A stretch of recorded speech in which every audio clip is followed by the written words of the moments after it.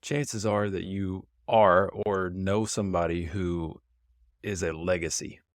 And so if you don't know what that means, a legacy is somebody who starts a trend that their family continues, or it's a little more than setting a mark. That is part of it.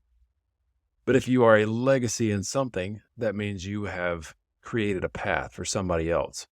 If you're a legacy in a sorority or a fraternity, that means that you followed the footsteps of somebody else, and somebody else will likely follow in your footsteps. If you're a legacy going to school, you have likely paved the way for somebody coming behind you, or you have come behind the footsteps of somebody else. So many of my students have come to me, whether in conversation, purposeful conversation, or in some other discussion forum, or even out loud in class, and they're talking about, yeah, I'm the first of my family to go to college, or I'm the first of my family to get a PhD or a doctorate or a master's. I was the first in my family to go into healthcare. And so they are creating a legacy. They're starting that path. And there are others who are following the legacy of others. But one thing that seems to be missing in this idea of starting a legacy or following in a legacy is, what does it cost? If the goal is to be the first in your family to be a college graduate, to attend college, to get an associate's degree, to get a technical degree, to graduate from any level of college at all, to get some letters behind your name that insinuate you're a doctor of some sort, or you have a master's degree in something, whatever that is. What's the cost of it? Because there are so many students who have this goal and they see the opportunity, this door opens, and all of a sudden it's, wow, I can go to college. I can get these letters. I can do this thing. I can whatever. But they're not on the back end seeing the cost of it and how it's actually impacting the generations that come after them. So that's what we're going to talk about today on the Project 2 Million podcast, the impact and the cost of a legacy. Welcome to the Project 2 Million podcast.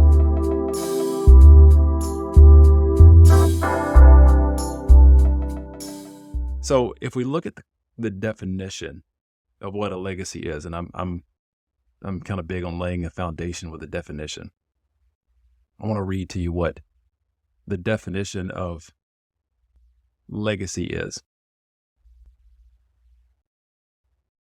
A legacy is defined by Oxford's dictionary as the long-lasting impact of particular events, actions, etc. that took place in the past or of a person's life. And the example given is, he left us a rich legacy of buildings that are both innovative architectural creations and genuine works of art.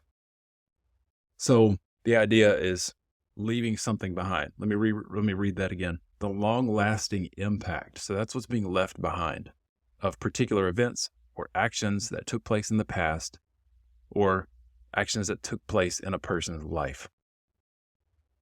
So if I'm going to college, if I'm going to choose a certain career and I'm the first to do it, or I'm following in the steps of other people who did it, and I'm doing it because they did it. We're going to talk about those two different paths today, because those are two equally dangerous paths, and they're only dangerous if they're misinformed. So I've talked about this on previous podcasts.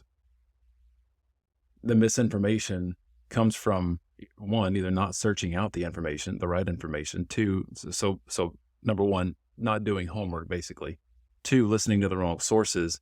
Three, following blindly behind somebody because they defined success for you. So that's one path of the legacy, is the idea of, well, my mom was a nurse, and so I should be a nurse. I'm super familiar with nursing, and I would argue that nursing has the most, from a healthcare standpoint, has the most legacies in it. So many familial nurses that follow each other's path.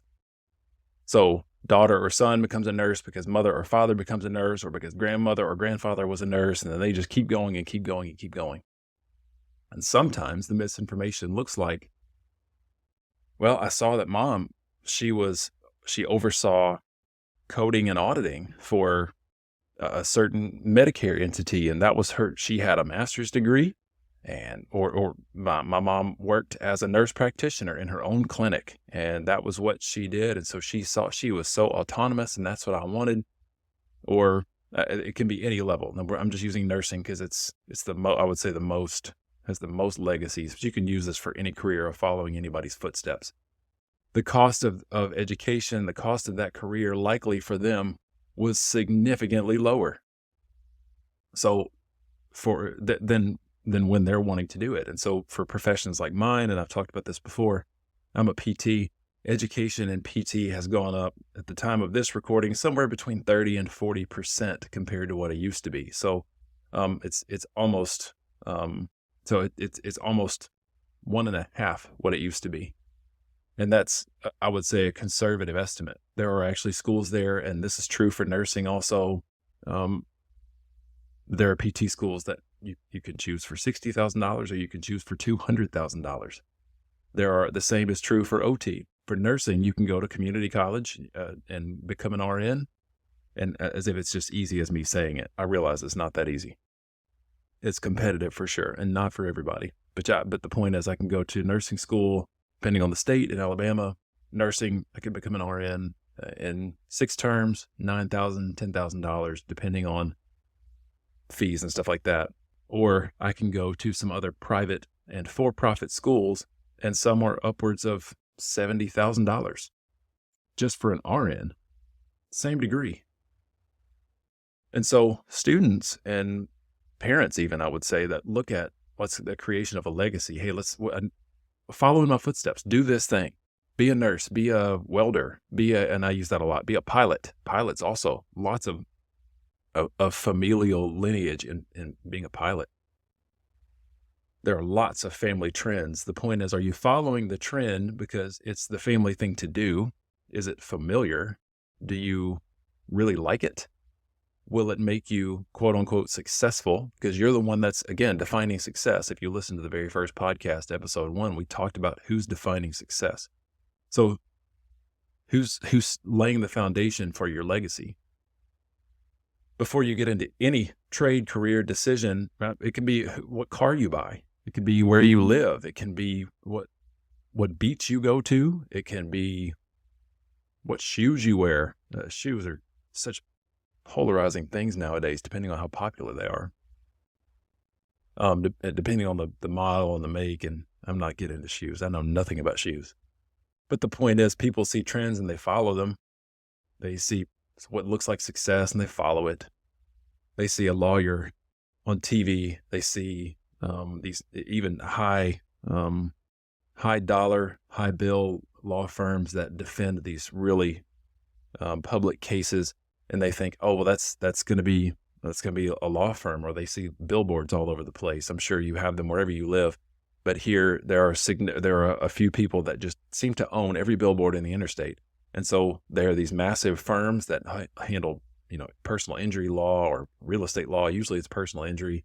And so if I'm going to be a lawyer, then is my view of success, is it that? Am I going to be posted all over billboards? Is that what I want? What goes into managing all of that? What can I do, and how much is it going to cost? Is one law school the same as the other? My dad's a lawyer, and we can have those conversations. Or my grandpa was a lawyer. My grandma was a lawyer. We can have those conversations.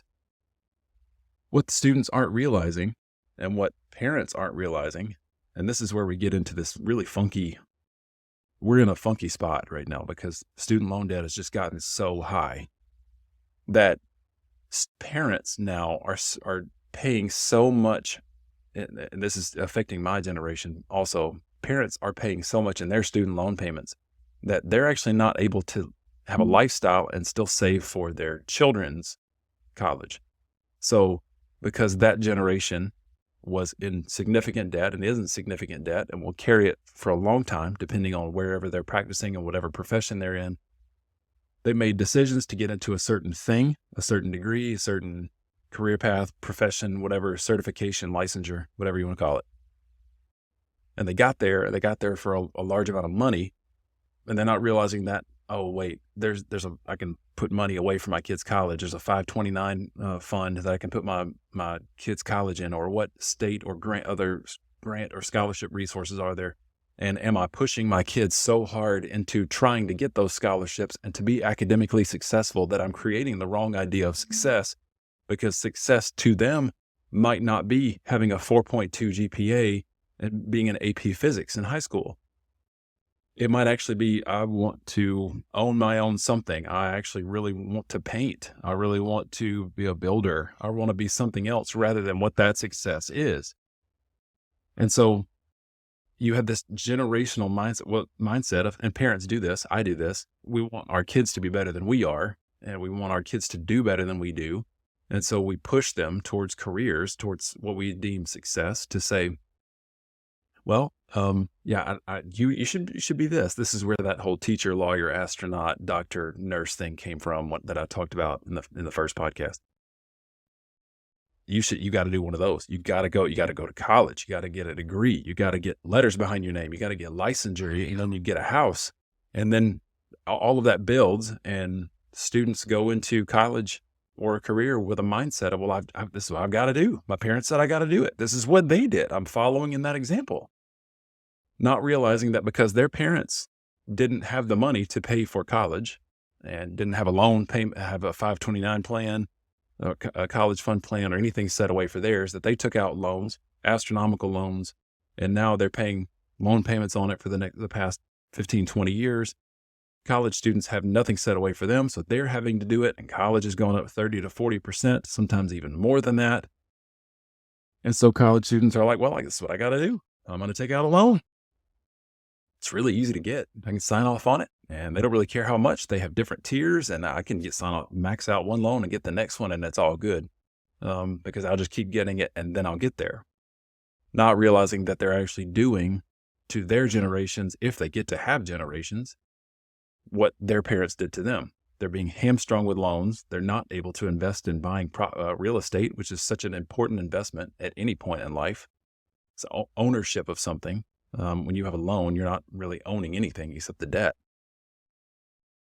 So the misinformation of the pursuit of a legacy, or the creation of a legacy, of going, well, I'm the first in my family to go to college or graduate or have a doctoral degree or a master's degree, whatever it is, versus I'm doing what my parents did, and that's what I'm supposed to do. Those are both equally misinformed, because research is showing that students and clinicians, as we're talking about healthcare right now, clinicians are spending more time disgruntled with their jobs. Burnout rates, I've talked about before already, I believe, are higher than they've ever been. And in my profession of PT, they're triple the national average for other professions in healthcare, which is just crazy.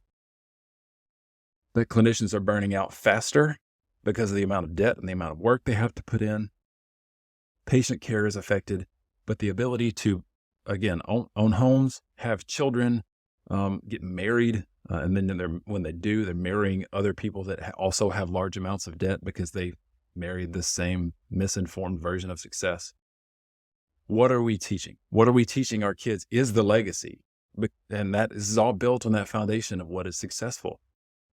So for my kids, I'm not going to teach them that they have to go to college. I'm going to teach them about what they can do in college and what's available to college graduates. And we'll have this well-informed conversation.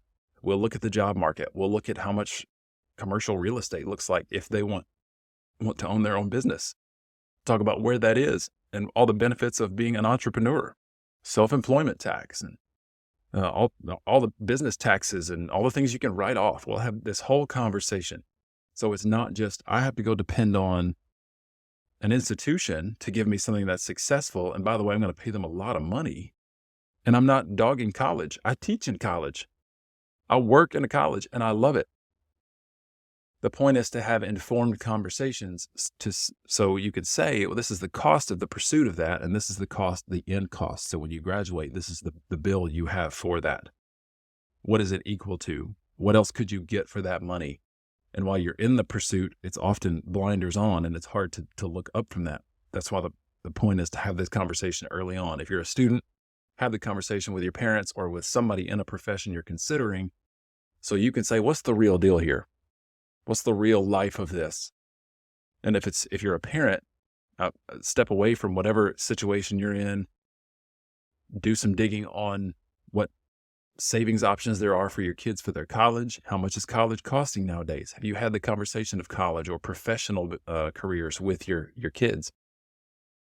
And then look to people like Dave Ramsey, and there are several others that are out there that can help you plan for it.